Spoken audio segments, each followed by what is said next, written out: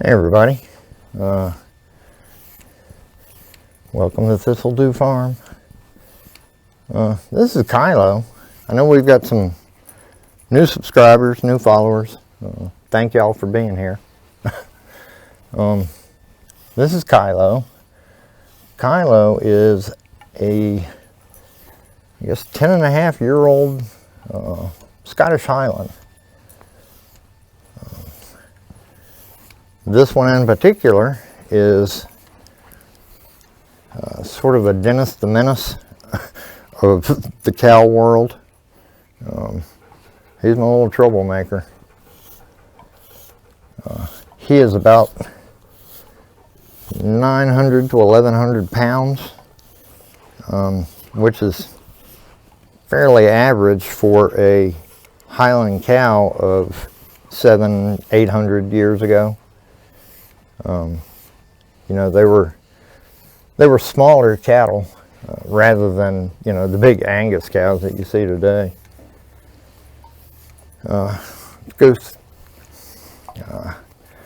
Let's see, a bunch of quick cow facts. Let's see. You know, you always hear people saying don't stand behind a horse, so we, you know, in case he tries to kick you. With cows that doesn't matter because they can kick in any direction. You know, in front of them, beside them, whatever. If you're standing, you know, within the length of that leg, he's going to be able to tag you. Highland cattle are considered one of the most docile breeds of cattle in the world.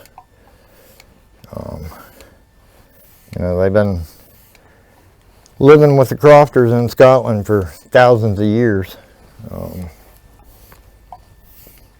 There were two basic types of Highland cattle, you know, 700-800 years ago. You had the mainland Highlands, which were mostly red, yellow, silver, dun, and they were a little bit bigger animals. And then you had the Kylo of the Western Isles of Scotland. And the Kylo were a little bit smaller cattle because they didn't get as many nutrients on the islands as the mainland cows did. They had a little bit longer hair to them because of the harsher conditions. And they were called Kylo. Kylo is basically Scott Gaelic for cattle, or cow. You know, the name comes from the old crofters making the cattle swim across the kyles, which is basically a narrow channel of water. But they'd make the cattle swim across the kyles to get from one pasture to another, or to get from the islands to the mainland so they could drive them to market.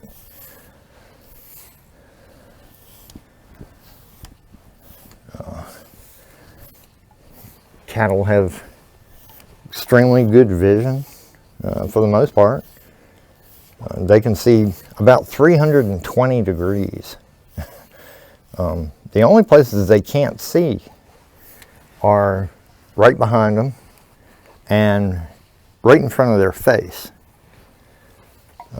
Now, if you were to get out in front of them, you know, a distance away, they would have binocular vision, like what we have.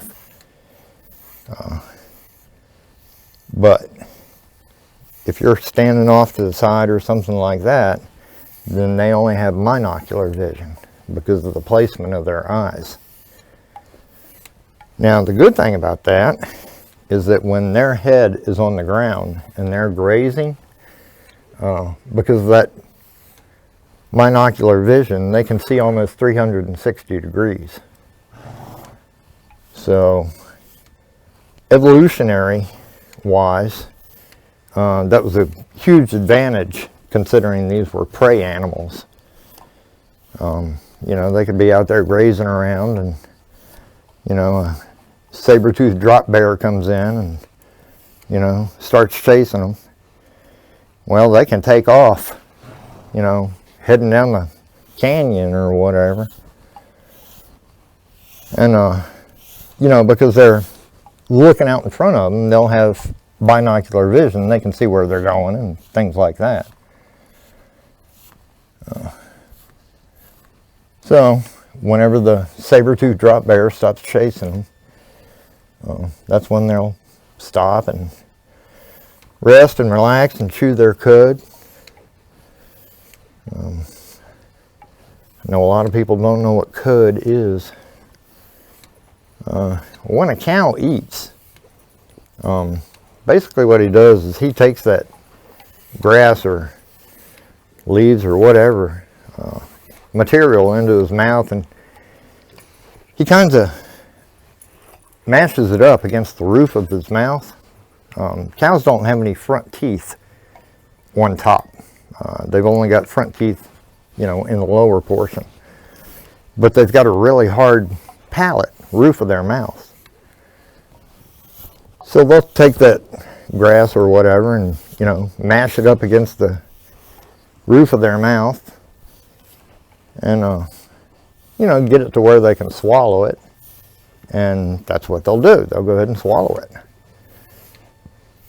And they'll, you know, they'll eat their fill. And, you know, everybody's heard that cows have 4 stomachs. Well, it's not true. Cows have a 4-chambered stomach.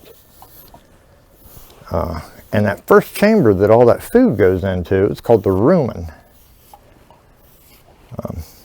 Well, while it's sitting there in the rumen, it gets all moist and, you know, forms into a ball. And that ball is called cud.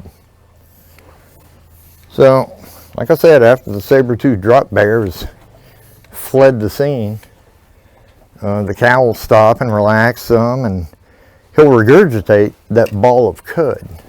And they'll hold it in the back of their mouth, where they do have teeth, and they'll sit there and chew it up and mash it up and get all the moisture out of it, you know, and once they're done, they'll go ahead and, you know, swallow it again. And then it goes into the, you know, 3rd and 4th chambers and, you know, goes on through the digestive system. So, in a nutshell, that's what it is. Now let's see. Other quick cow facts. They can walk upstairs, but they can't walk downstairs because their knees bend the wrong way.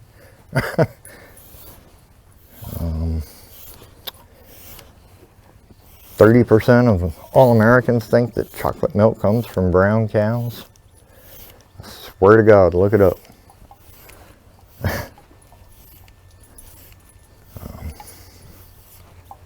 One other thing about their vision is because it's binocular, they have horrible depth of field.